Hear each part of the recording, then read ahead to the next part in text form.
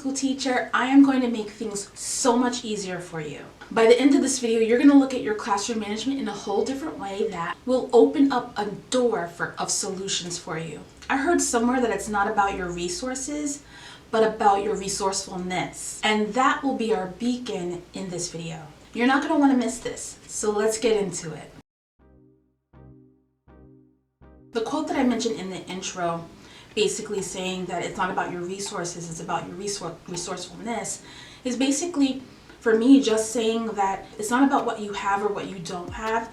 It's about what you can do with what you already have. What can you do with wherever you are and whatever you have at the moment that you can use to change whatever situation it is. You can activate your resourcefulness by starting with the things that you can control. So what do I mean by starting with things that you can control? So I'm talking about the things that are the easiest to change. Like those things that are like the lowest hanging fruit. And in this way, I had illustrated in a couple previous videos of things that you can do to work on your classroom management from the perspective of the things that you can control.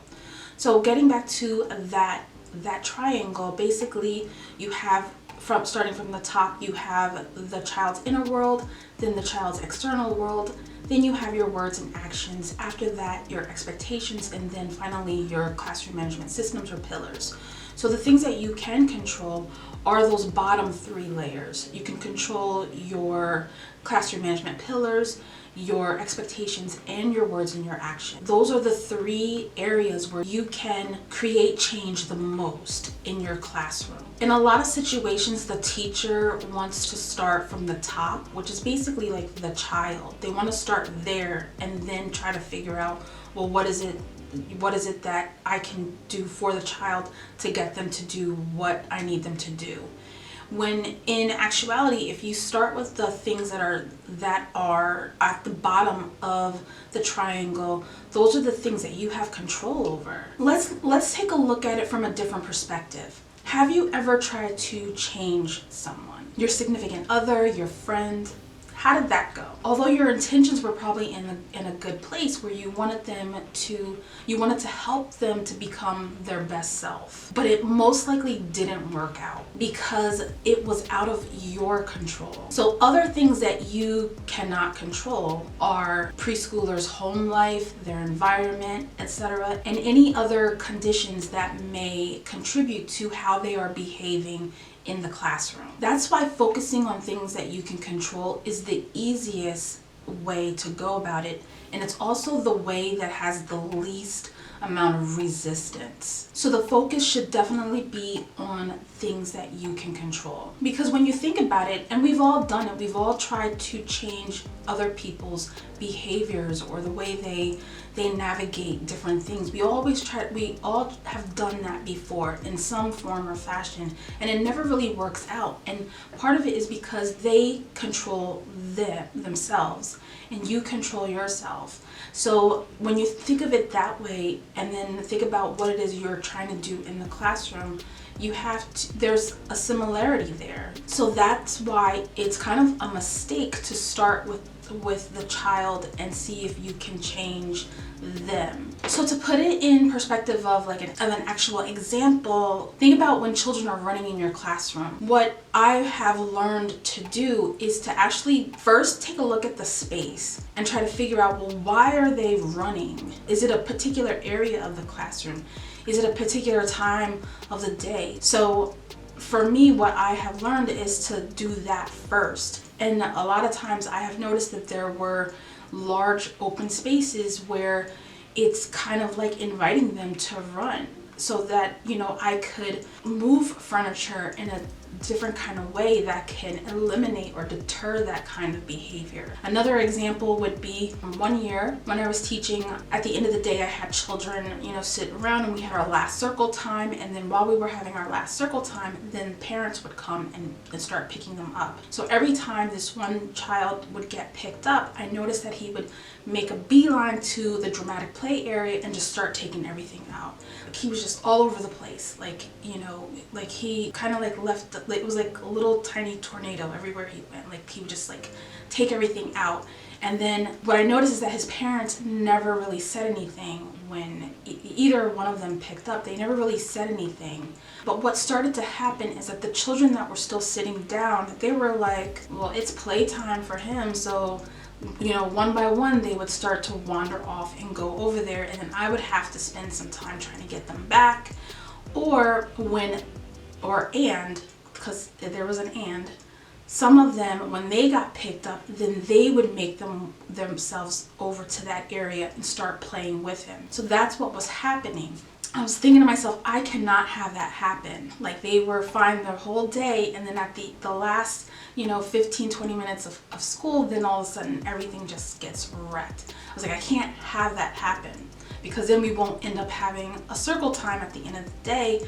It'll just be like bananas. So basically what I did, I knew that I could not control him and his behavior. No matter how many times I mentioned to them, when your parents come to pick you up, make sure you gather your things and you go over to your parents and you leave to go home, and I'll see you tomorrow. No matter how many times I said that, they would end up in that area. So what I started doing after center time, when they cleaned up the areas and stuff like that, what I would do is I would take those items out of the kitchen area, the things that he would go for. So it was like I had a container of the dishware, and I had a container of all the foods. I would take those two containers and put them away right after everybody had cleaned up.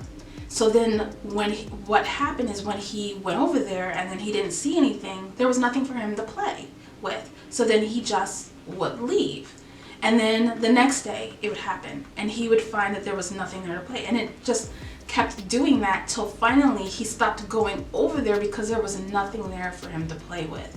So did I change him?